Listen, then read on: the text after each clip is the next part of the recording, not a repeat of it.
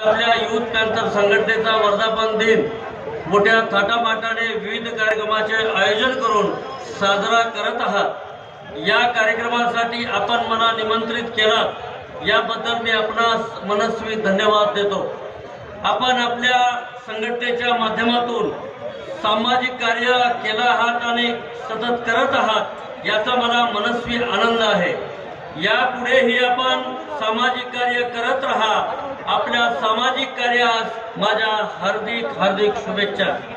मी आपल्या कार्यक्रमास काही अडचणीमुळे उपस्थित राहू शकत नसल्यामुळे हा शुभेच्छा संदेश मी पाठवित आहे, याचा आपण स्वीकार करावा। मी आपल्या सर्वोत्तपरी सर्व ताकदीनिशी आपल्या पाठीशी आहे व यापुढेही आपल्या पाठीशी राहील। परत एकदा आपला युथ पॅन्थर संघटनेच्या वर्धापन दिनानिमित्त आपल्या सर्व कार्यकर्त्यांना माझ्या हार्दिक शुभेच्छा।